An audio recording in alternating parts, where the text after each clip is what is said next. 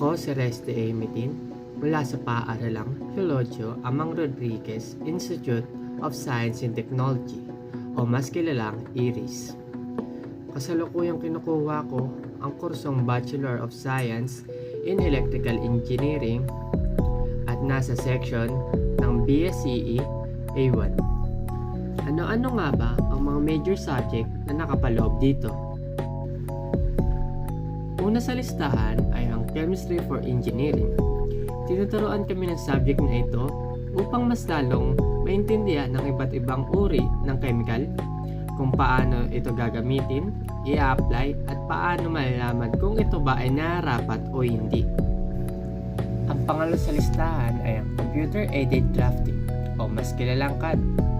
Pagdating naman sa subject na ito, tinuturuan kami kung paano mapapaunlad ang mga basic drawing, pagde-design at tamang pagli-layout. Nagagawa namin ang mga bagay na ito sa pamamagitan ng paggamit sa isang software. Pangatlo sa listahan ay ang Differential Calculus. Sa subject na ito ay tinuturuan kami magkalkula ng iba't ibang rasyo, iba't ibang bagay o dami ng isang bagay. Madalas ay ginagamitan namin ng slope ang pagkalkula sa mga bagay-bagay. Pang-apat sa listahan ay ang Mathematics in Modern World. Sa subject na ito ay tinutulungan kaming paunlarin ang aming critical thinking skills, reasoning, creativity at mga numero at pattern na natural o likas na sa mundo. At ang panguli ay ang Science, Technology and Society. Ang Science, Technology and Society o STS ay isang branch ng science kung saan pinag-aaralan ang social, political, and cultural values affect science research and technological innovation at kung paano ito nakakaapekto sa mga nabanggit. May board exam ba ang electrical engineering? Oo, may board exam ang electrical engineering. Ang board exam ay tinitiyak ang kasiguraduhan sa pagiging isang professional engineer kung ito ay may papasa sa ano-anong pwedeng maging trabaho pagkatapos graduate ng isang kumuha ng kursong electrical engineering. Ang una sa listahan ay electrical engineer.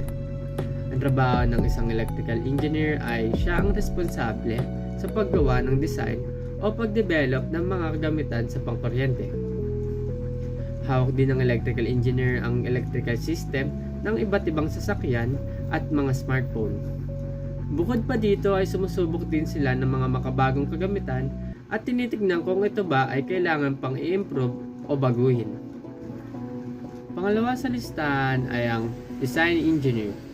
Ang design engineer ay gumagamit ng isang software na kung tawagin ay computer aided design o mas kilalang CAD na naglalayon na paunlarin ng sistema at tulungan gumawa ng mga makabagong produkto.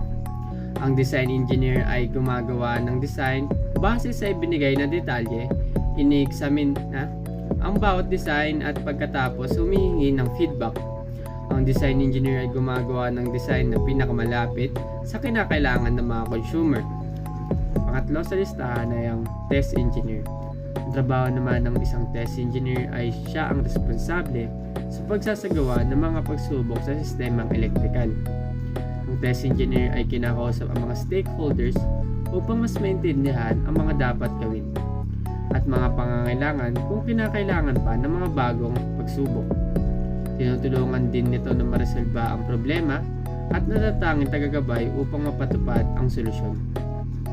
Ang seaman o electrical engineer sa barko.